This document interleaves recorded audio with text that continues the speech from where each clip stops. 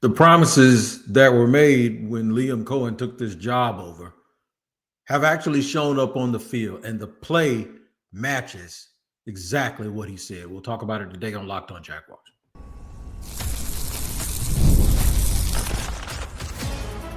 You are Locked On Jaguars, your daily Jacksonville Jaguars podcast. Part of the Locked On Podcast Network, your team every day. It is your team every day here on Locked On Jaguars. We thank you for making us your first listen.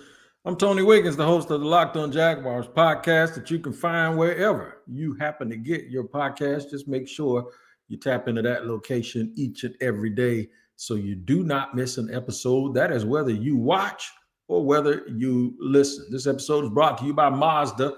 Like our players, we sweat every detail because when you make every move count, pulling off the unexpected is only the beginning. Stay tuned later for highlights in this week's Mazda Moving the Game Forward. Move and be moved. And also thank you for listening to Locked On NFL. Reminder that you can follow our show and hear new episodes ad-free daily on Amazon Music. So go and check that out. Shout out to the everydayers that join us here each and every day. We appreciate you. We do not take your presence for granted. And if you're new here, we won't take you for granted either. We'll just make you an everydayer by giving you a good show. Speaking of the show, here's what we're going to talk about. How the team needs to continue to improve. We will discuss that here in segment 3. In segment 2, how those statements and promises match the play. There's an accountability aspect to that to go along with the communication and the messaging. We'll discuss that. But first, tough love pays off. Tough love.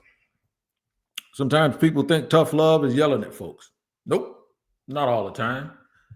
Sometimes people think tough love is talking tough and sounding raspy when you talk. No, I ain't gonna pick at nobody today, but we ain't going through that. You know, shout out to everybody who's coached here in the past, or GM'd here in the past. But no, tough love it can come across in a lot of different ways. It can come across with coaches seeming like they're cool people and nice people, but instilling in you as a player the reverence to not want to disappoint them, to extract the best out of you. And I'm talking like this because the Jaguars are 3-1. And if they were 4-0 like they should be, oh, y'all wouldn't be able to stand me here today because I'd be sitting here with all my Newt Rockney and all my General MacArthur stuff, and we'd be talking all. No, we ain't going to do that. But I will use some things that I learned in life when I played ball and when I went in the military about leadership. I think it's one of the things that I'm able to recognize when I see people like Liam Cohen here with the Jaguars and Anthony Campanile with the Jaguars. Everything seemed like they were just these nice, smart coaches when they got here. And they are nice and smart. But being around them, I saw this determination, and I saw that it's all business. And if you're thinking that I'm just saying that now because you didn't listen to me back in the spring when they got hired and when they were introduced and after the initial pressures and my first impression of them when I actually talked to them face to face, anybody who listens to this podcast will tell you, I told you. No, that ain't Mayberry. That ain't Andy Griffin. That ain't the sheriff. That ain't Richie Cunningham's daddy from Happy Days. And I know I might be sounding real old. Okay, let me do this. That ain't Carl Winslow. Okay, these aren't these really nice, just walk all over me people. You're gonna get cut if you don't do what you're supposed to do. You're gonna get replaced. Look no further than Anton Harrison splitting time with Chuma Edoga in training camp or prior to training camp because he wasn't getting the job done. When we sat down with Coach Starrett and he talked glowingly about Walker Little, and then when it got to Anton, Mia O'Brien was sitting at the table with me, and she actually asked the question. I'm gonna give her credit. Mia O'Brien, friend of the show. she asked about Anton Harris, and he said he's doing a nice job. We still need, a little bit more, basically. And paraphrasing, like he needs to grow up a little bit. And then we go out there and see him not lining up early in OTAs. It was 55 at right tackle. And they're constantly coaching. And I was like, they're either going to break him, trade him, or it's going to work. Now, I told somebody on Locked On NFL that he's playing like an all-pro. See? Tough love. Liam Cohen even came out and said, he said, I featured Anton yesterday on the show. Cohen was like, hey, if we're going to get that, if that's what you're going to give us, if that's what you give us, if that's what we want, can you do it every day? Y'all heard him. Challenge met. Other players, when they talked about breaking the line of scrimmage and other teams knowing who they are, Jaguars are one of the best rushing teams in the league, and the quarterback ain't been touched. You see how easy it is for you to say something, then have the play that backs up and the coaching that backs up every single thing that you talked about. That way you can sit right in front of the media and you don't have to say stuff like, oh, we don't talk about in the past. You haven't heard anybody down there say, I do this all day. I've been doing this for a long time. This is what we do. I know what I'm doing more than anybody who's not in the building. You heard none of that crap. Because it's accountability. All of these things start at the very top of this organization. From James Gladstone saying, game on, line it up. Basically, I don't think he said line it up, but he said a lot of cool stuff, right? They meant it. They absolutely meant it. And they're doing it.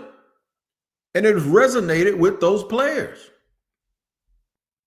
Look no further than Anthony Campanile. The dude on TV the other day said he's straight out of central casting from The Sopranos.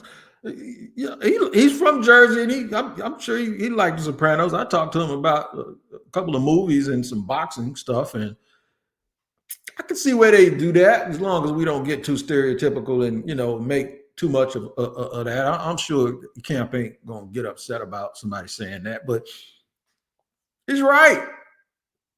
It does seem like if you don't do what he wants you to do, there's going to be some consequences and repercussions. And it should be. Ain't nobody going to whack nobody. This ain't the mob for real, but you might get a pink slip, or you might get demoted, or you might sit on the sideline and look silly over there if you're not doing your job. And even if you are doing your job and they're playing somebody in front of you, just keep going, man, because you never know when your moment is going to come up. Like Trayvon Walker getting hurt last week, guys had to step up, right? Antonio Johnson's probably played himself into something because when his number was called, he stepped up and he filled in. Buster Brown stayed the course. He got his first action the other day. Devin Lloyd.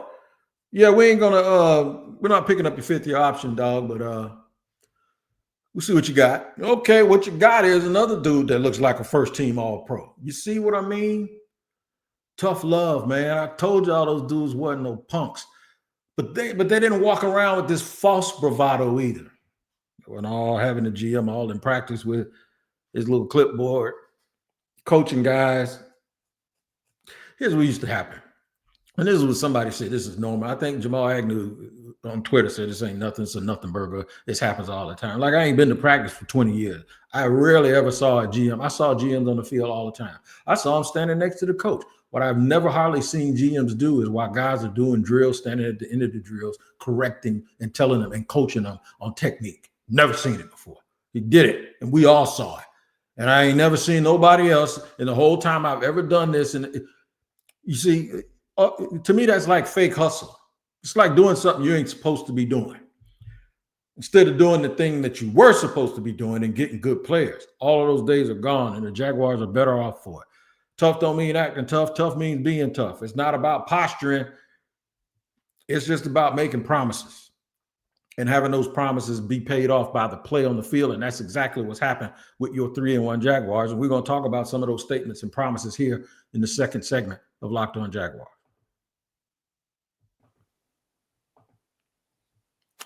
All right, today's show is sponsored and brought to you by Square. your favorite neighborhood spots run on Square. There are certain businesses that make the neighborhood the neighborhood. These are the places that become an extension of home, whether it's sports bars dedicated to your team's fan base, the spot with the best wings in town for game day, or that beloved local chain that's been rooted in your community for years. These businesses are what people do when they need to come together. When neighborhood businesses thrive, the whole neighborhood thrives, especially here where I live. I live in Jacksonville, Florida, man, and there are some tremendous places right down the street for me that take Square, and I get my stuff processed properly without ever having to worry about any shenanigans. It's a proud partner of more than 4 million neighborhood businesses around the world, and you can go to square.com/go/lockedonnfl to learn more. But before you do, go support your favorite neighborhood spot wherever you are. You'll be happy you did. Square. We'll see you in the neighborhood.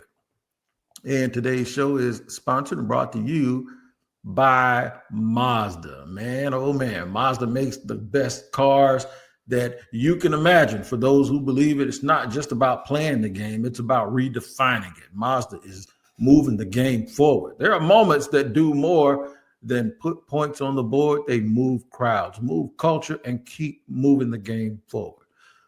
This moment that moved the game forward for me is Ashton Genty last week, after he was supposed to be a dude who wasn't special, according to people that I respect. And what does he do? Well, I'll tell you what he does. He scores touchdowns and he breaks tackles. That's what he did. And he showed that when they feed him the football, maybe they need to work on feeding Brock Bowers the ball too out in Las Vegas, that good things can happen. But when you follow what moves you, the unexpected is only the beginning. And just like there's more to every highlight, there's more to a Mazda vehicle. Mazda, move and be moved.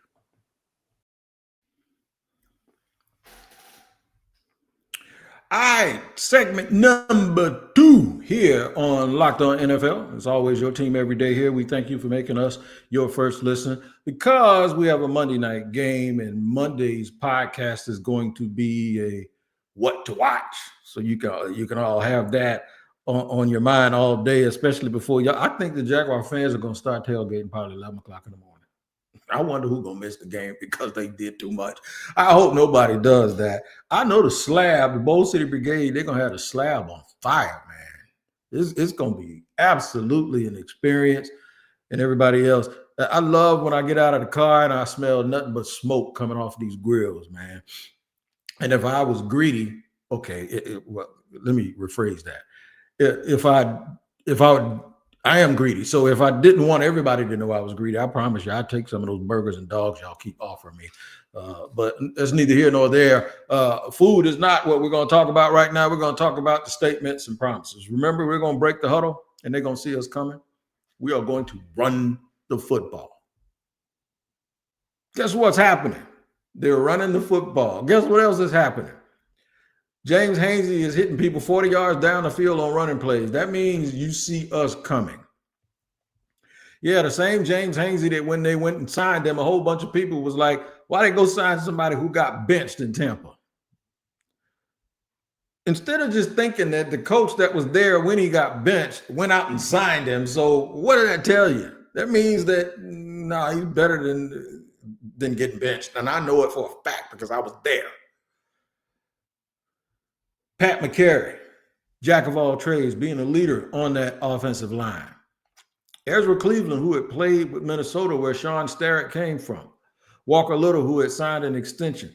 I'm going to ask Tony Baselli one day if that was his doing. Or did he make that suggestion for them to do that?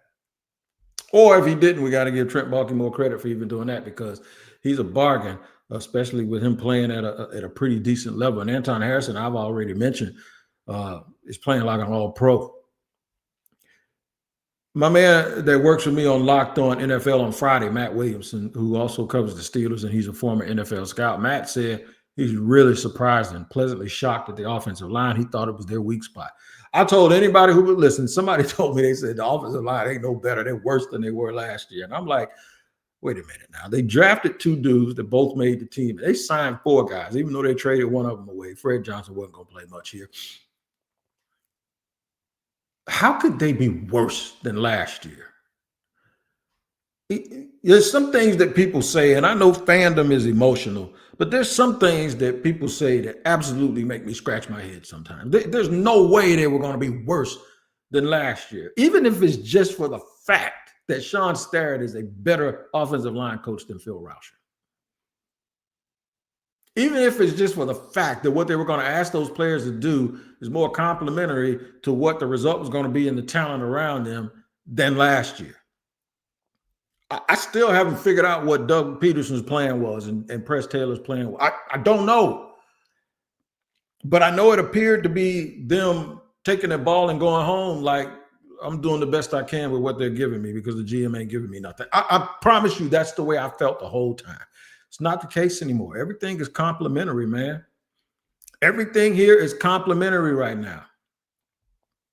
They have guys on this team that can do exactly what they're asked to do. In fact, another area where statements and promises are coming into effect is it's a meritocracy. If you earn it, you're going to get it. It's a game this year. I saw Tim Patrick, who was the fifth receiver in the game in the first quarter. Players, not plays.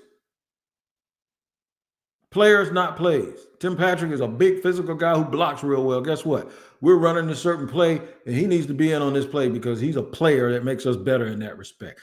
Brian Baldinger put a video out of Travis Hunter. Yeah, the Travis Hunter that everybody told me was too frail. All 188 pounds of him, blocking people on the second level and doing a very good job and actually pushing them backwards.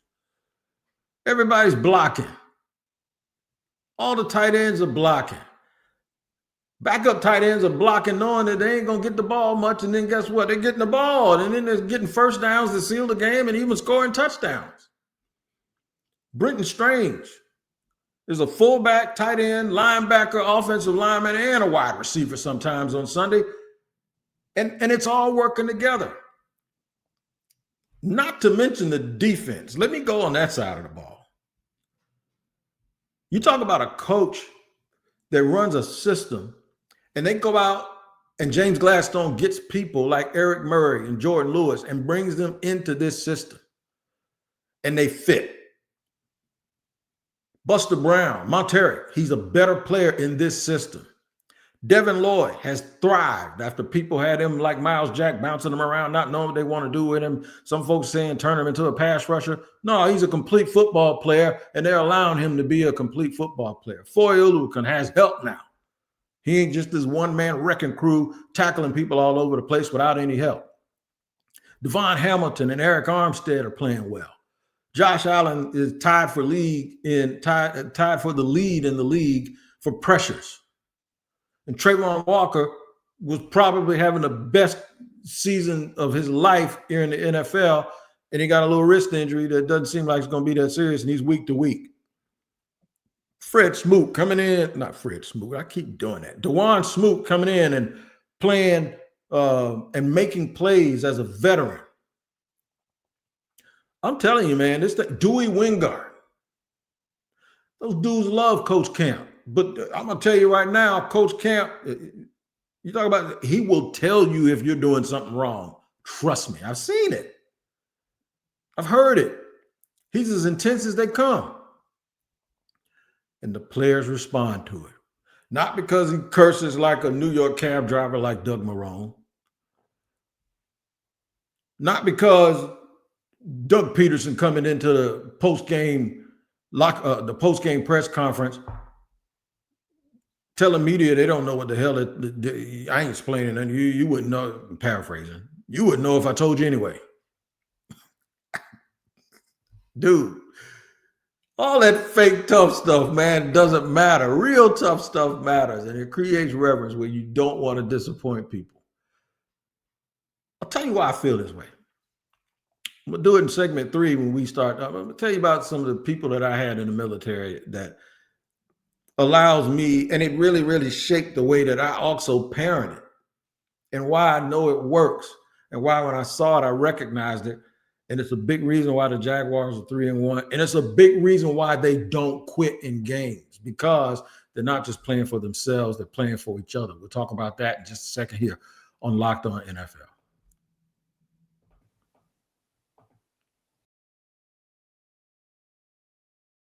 I'm Cody Rourke from Locked On Broncos, and this episode is brought to you by Peloton. Peloton is shaping the future of fitness with the brand new Peloton Cross-Training Tread Plus, powered by Peloton IQ. This is Peloton's most advanced equipment yet, giving you real-time guidance and endless ways to move, whether you're running, lifting, or you're cross-training with your favorite instructors like Alex Toussaint. It's training reimagined to make your workout more personal. Peloton is built for breakthroughs with features that help you plan, stay motivated, and hit peak performance. You can let yourself run, lift, flex, and go while Peloton handles all the rest. Plus, Peloton IQ provides real-time strength coaching, tracking your progress and suggesting weights that challenge you so you can get stronger. Plus, the new movement tracking camera, it counts your reps and corrects your form in real time, making sure every rep is safer and smarter.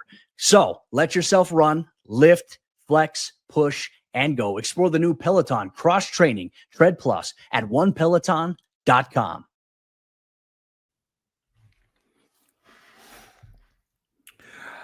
All right, third and final segment here on Locked On Jaguars. I know I said Locked On NFL as we were heading off to that message. It is Locked On NFL, but it's Locked On Jaguars that is on Locked On NFL.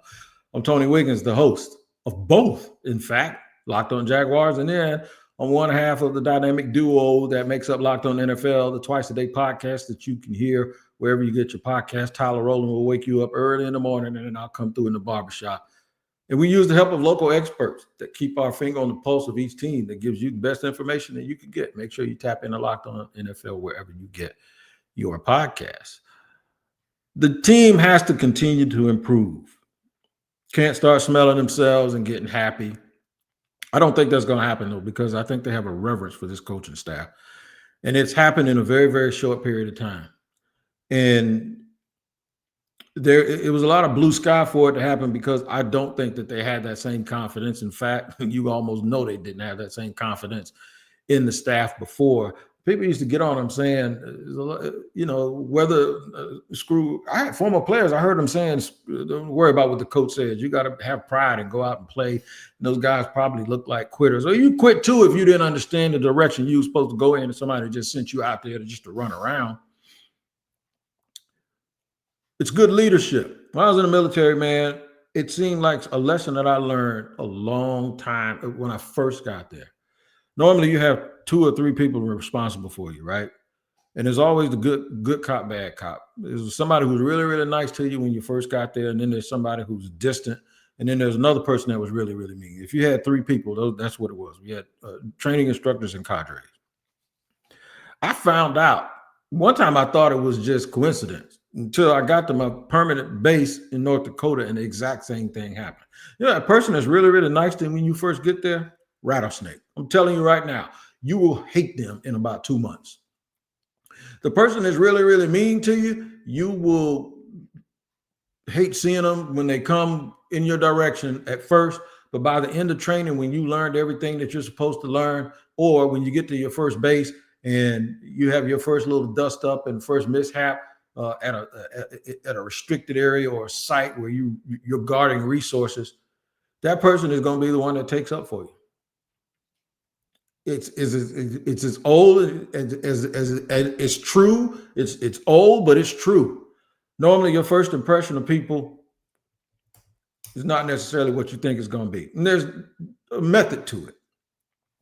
Liam Cohen came across as a really, really, really nice guy. Anton Campanile came across as a really, really tough guy. In this situation, though, both sides work.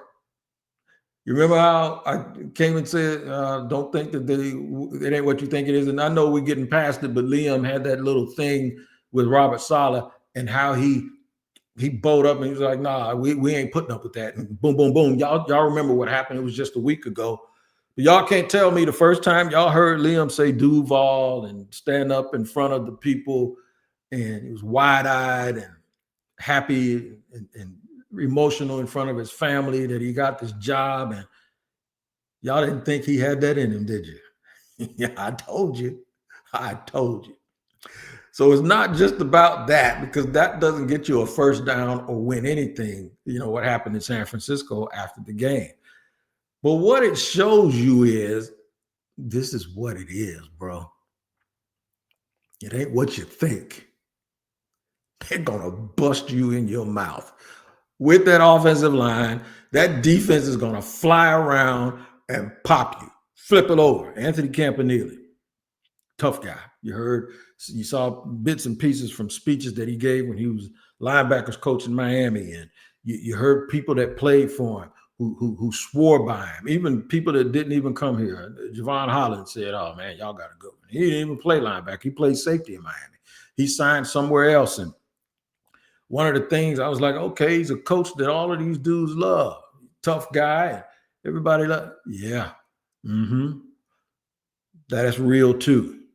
They fly around the ball.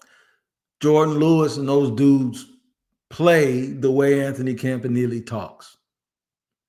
So it's not the package that it's wrapped in that makes it what it is. It's the thing that you don't see that the package is wrapping. And the thing is Liam knew it and understood it. And I love the way he talked about the interaction when Houston was driving late and he said something. He was upset, and Camp said, "Hey, calm down, man. We got this." It personifies everything about this team. Calm down. We got it.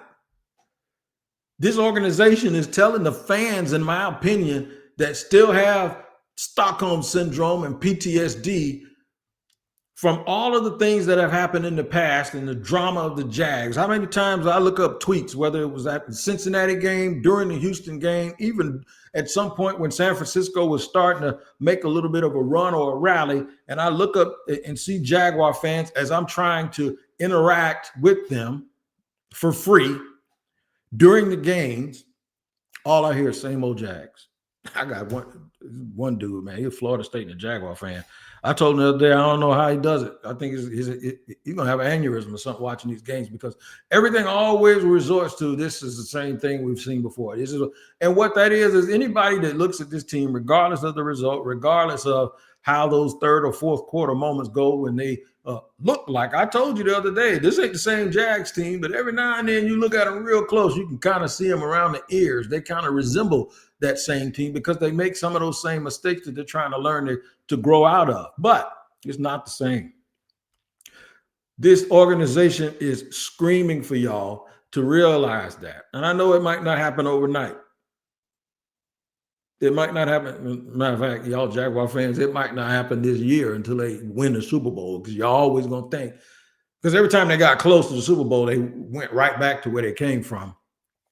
And it took them years and years and years to get back to that point. I don't think it's going to happen now. I don't want to start saying that they're going to the Super Bowl, but what I am telling you is this crew has this team headed in the right direction, but they have to continue to improve. They can't rest on what they've done. They got to get better. The penalties have to go away. They have to have those lulls where those lows aren't so low and it doesn't last as long. That free fall has to be broken way before it gets towards the end of the game. They have to play with the same determination when things aren't going well that they do when they're trying to hold on and get out of here with a victory, right? I think it's going to happen. Baby steps. This team is built on toughness, tough love, accountability, and it's working. Make sure y'all tap into Locked On NFL. Have a great weekend. Monday, I'll have a show leading up to the game. Like I said, that'll be the what to watch for. It's game day type show. We'll do that Monday. But I want y'all to enjoy the weekend, whether it be college or pro football. Make sure y'all spend time with your family and your loved ones, man. And enjoy the fact that this team is 3-1 with a chance to be 4-1 at the top of the AFC South.